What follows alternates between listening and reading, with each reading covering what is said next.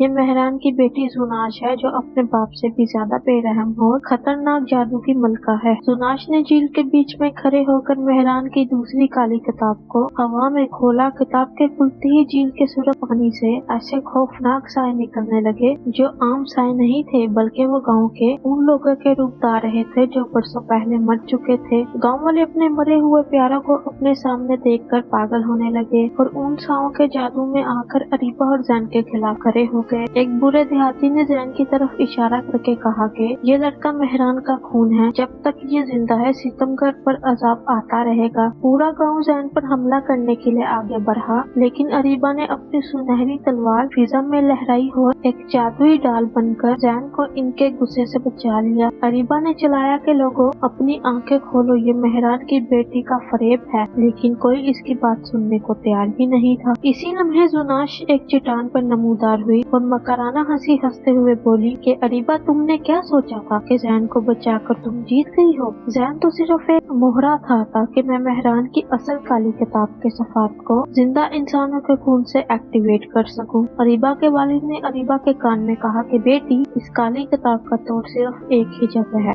झील के सबसे नीचे मलका आफिया का एक खुफिया कारखाना है जिसे दिल झील कहते हैं, लेकिन वहाँ जाने का मतलब अपनी रूह को हमेशा के लिए खतरे में डालना है। जुनाश ने अपनी काली किताब से एक खौफनाक मंत्र पढ़ा जिससे गाँव वालों के जिस्म आहिस्ता आहिस्ता काले पत्थर में तब्दील होने लगे। अरीबा ने देखा कि अगर इसने जल्दी न की तो पूरा गाँव हमेशा के लिए मिट्टी का ढेर बन जाएगा। इसने जैन का हाथ पकड़ा और झील की तरफ दौड़ गई। अरीबा ने अपनी सुनहरी तलवार झील के सुलग पानी पर मारी, जिससे पानी दो हिस्सों में तकसीम हो गया और नीचे जाने का एक रास्ता बन गया। वो दोनों अपने वालिद को ऊपर ही छोड़कर इस गहरे रास्ते में उतर गए जहाँ चारों तरफ आईने लगे हुए थे। उन आईनों की खासियत ये थी कि इनमें अरीबा को अपना मुस्तकबिल नजर आ रहा था, जहाँ जैन अपने हाथ में काली तलवार लिए खुद अरीबा का सर कलम कर रहा था। ये होलनाक मंजर देखकर अरीबा के कदम रुक गए और इसका दिल बैठने लगा कि क्या वाकई जैन इसका दुश्मन बन जाएगा। जैन ने अरीबा का हाथ झटक दिया क्योंकि उन आईनों के जादू से जैन की रगों में दौड़ने वाला मेहरान का खून दोबारा उबलने लगा था। इसके हाथ के नाखून काले और लंबे होने लगे थे और इसने गुस्से से अरीबा की तरफ देखा जैसे वो इसे पहचानता ही ना हो। जुनाश की आवाज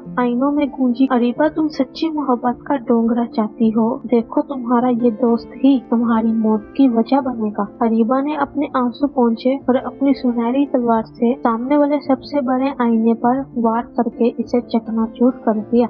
तो दोस्तों, आपको हमारी कहानी कैसी लगी कमेंट में जरूर बताएं। हमारे चैनल को लाइक, बेल आइकन दबाना ना भूलें। शुक्रिया।